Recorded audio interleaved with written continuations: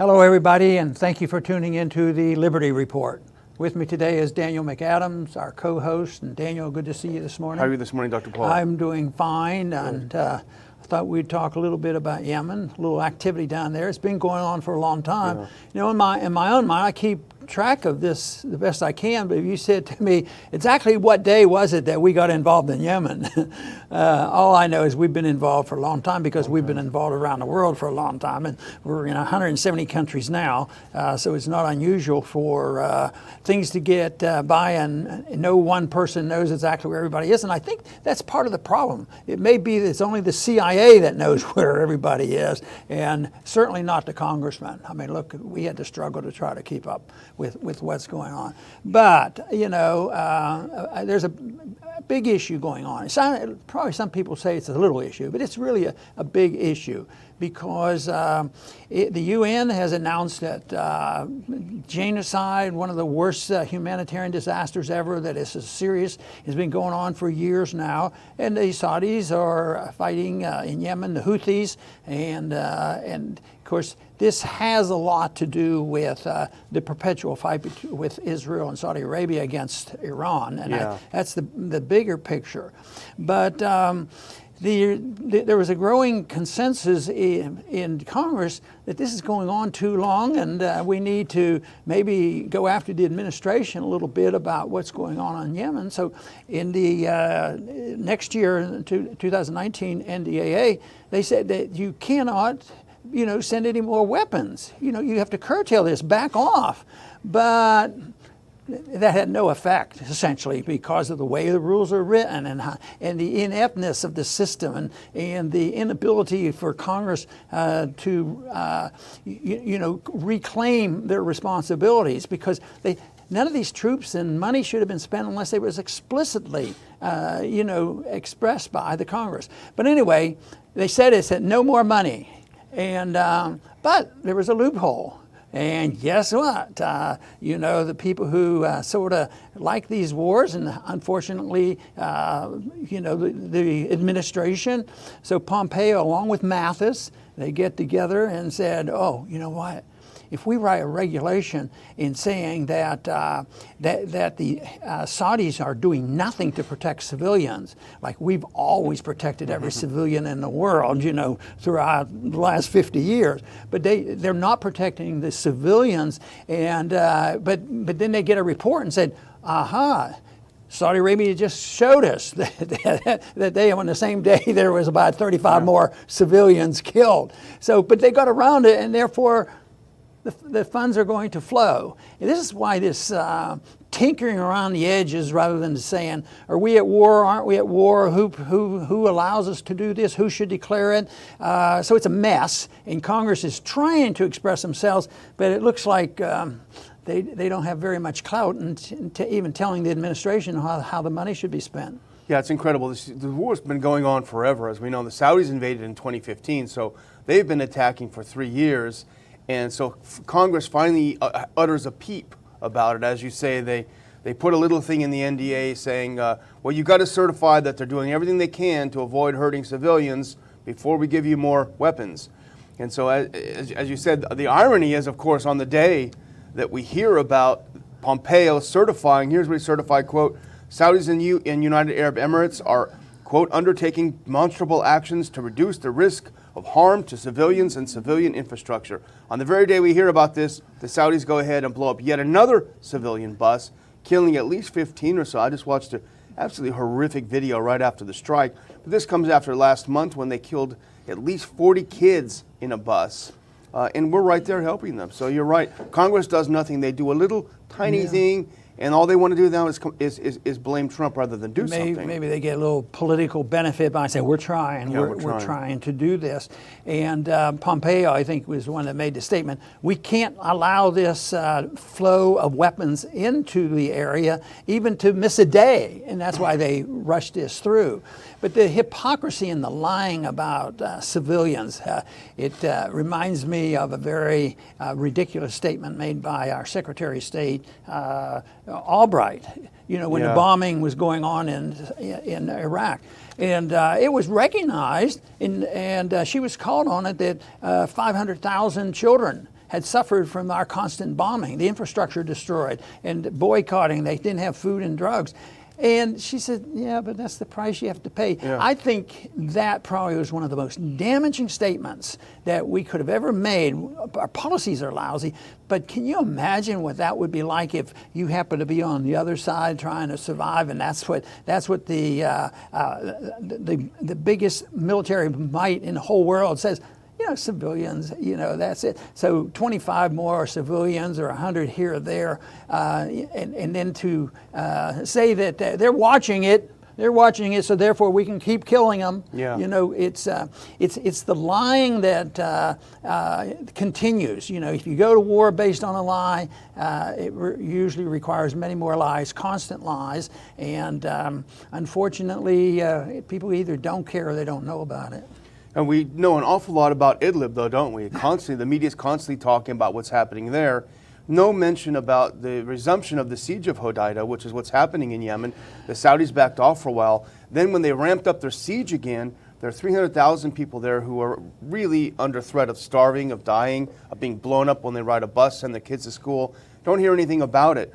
Right at the time when the Saudis restart the siege of Hodeidah, here we come with our whitewash, saying, hey, they're doing everything they can, don't worry about it. It's really quite, the hypocrisy is just glaring.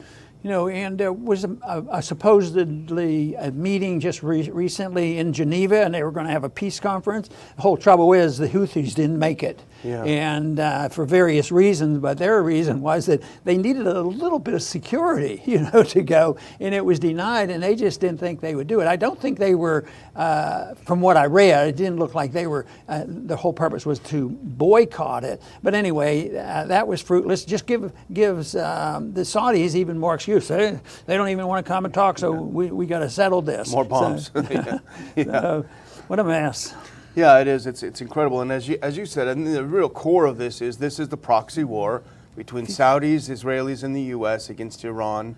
And the whole idea that Iran is backing the Houthis, I think, has been debunked pretty clearly. However, the continued aggression against them is driving Iran to look to aid them because the situation is so dire.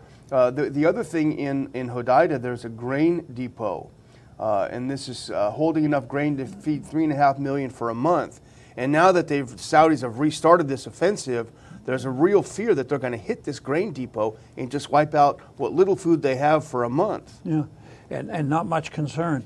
The individuals in Congress, the few that were there that were really pushing this, said, well, if they're going to do this, we might have to resort to invoking the War Powers Resolution. The War Powers Resolution is that which was passed in '73, I believe, after Vietnam. It was to prevent us ever getting involved in a war without permission by the Congress.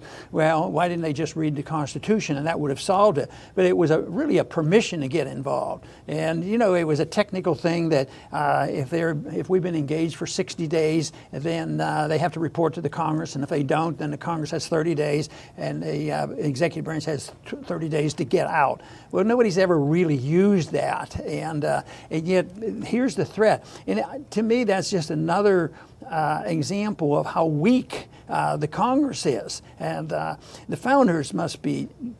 They would be awfully disappointed because they tried to make it where the people and the Congress would have the last say on going to war and financing war, and yet the Constitution didn't hold up, and they try to pass another one. They try to stop the little bit of funding, and they get around that quickly with a little resolution, and they just now say, well, maybe this resolution. Well, quite frankly, I don't think invoking the War Powers Resolution is going to do much good. And besides, technically, I guess they could, but you're supposed to give them 60 days. And like we said earlier, we're not even sure exactly how many days we've been there, but we've been involved, I'm sure, from the beginning, a couple years now, in helping and being an ally of Saudi Arabia.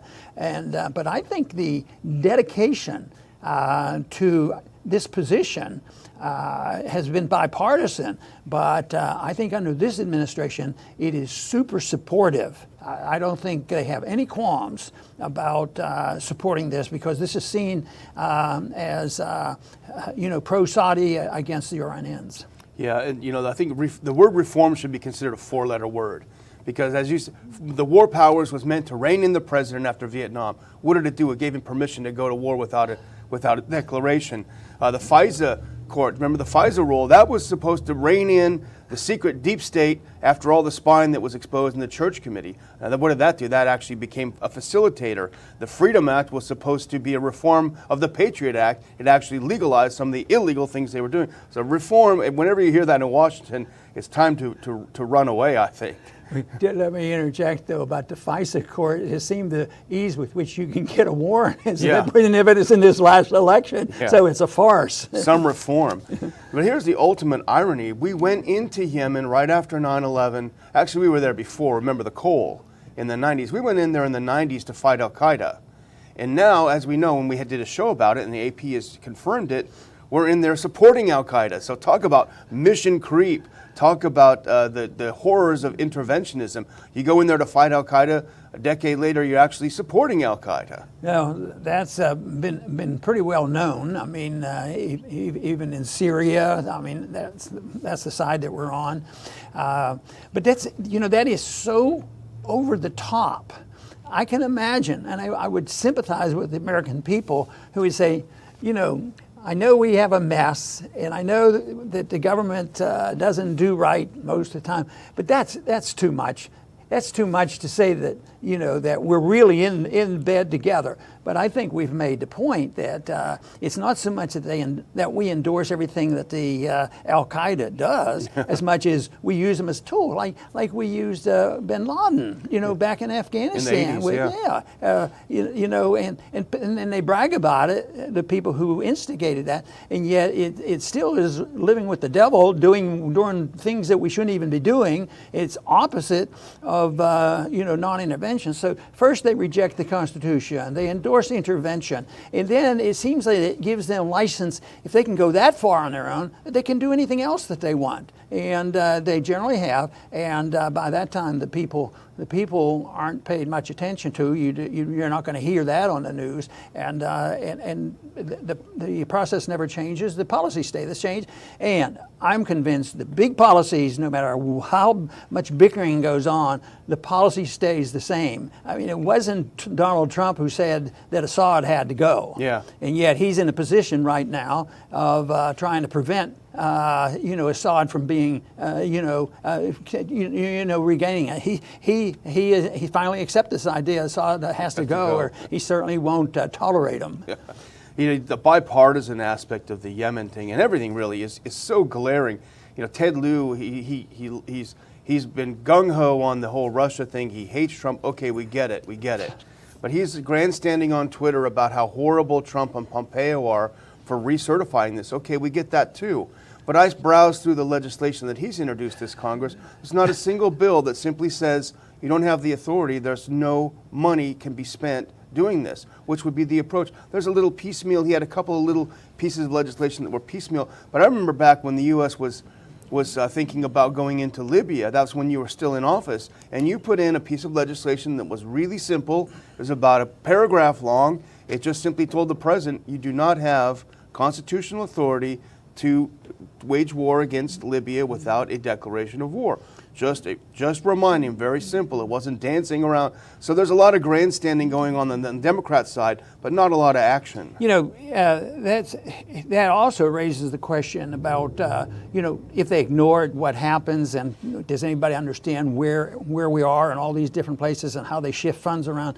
But the black budget that exists and the CIA, I mean, they're really the instigators. I remember quite a few years ago, I was still, in Congress, that I talked about, it looks like to me like the CIA has committed a coup. And now when I look at some of that stuff going on with the presidential election, at that time I wasn't thinking so much of that as, internationally it's a coup because they run things and they have their own financing. They have, businesses that they get involved in, like a drug business and these various things. So it's something that is very hard to curtail because they have rejected the notion of non-intervention. They rejected the notion that we should have people in Washington who have read the Constitution and men really are sincere in obeying it.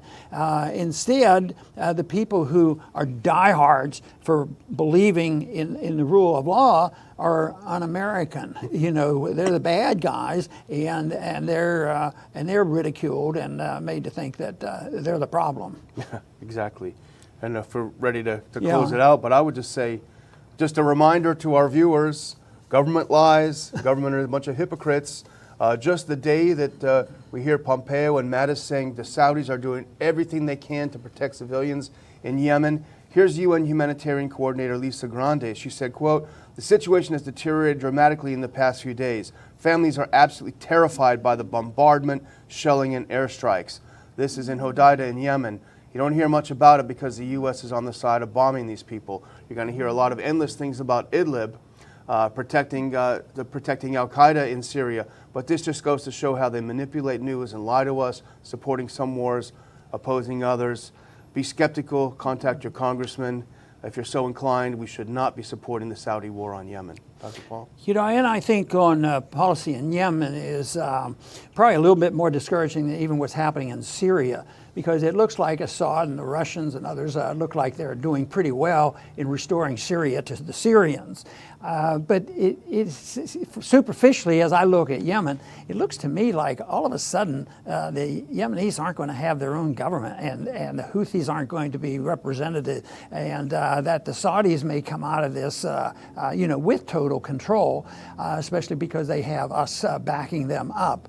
But the only way I see this kind of thing coming to an end is the rejection of interventionism because we can't afford it anymore. And that's the way it probably will end. And right now, you know, it was just announced that the 1 year $1 trillion deficit has occurred about 6 months or a year sooner than they expected. So the deficits are skyrocketing. There were statistics I saw the other day showing the expense will be just paying the interest on the national debt, and it is exponentially growing. So things will be coming to an end. Everything is rosy on Wall Street right now, but it looks like it must not be rosy on Main Street, or there wouldn't be so much hatred going on. What are they fighting about if somebody doesn't feel like they're being hurt and damaged by another group? So right now there's a lot of difficulties in our country. I think there's a lot of economic things. Unfortunately, they ignore the foreign policy, but eventually we have to look at them both, because it's the principle of following the rule of law and looking at the Constitution, minding our own business in all areas for moral reasons. Our lives are our own, and we should be able to run our life as we choose. And economically, it should be the same thing. People should have the right to spend their money they want, how they want, and they should be able to you know, not have to share it with the government and decide how much they get to keep. And we don't have the right, the moral right or the constitutional right to be involved in 170 countries. And it cannot be justified by the lies and insinuations that we're doing the Lord's work and we're out there to bring peace and prosperity to the world. Because quite frankly, we participate in stirring up a lot of problems throughout the world. And yet I think that the answers are not difficult. We ought to just mind our own business, and I think we would move in the right direction. I want to thank everybody for tuning in today to the Liberty Report. Please come back soon.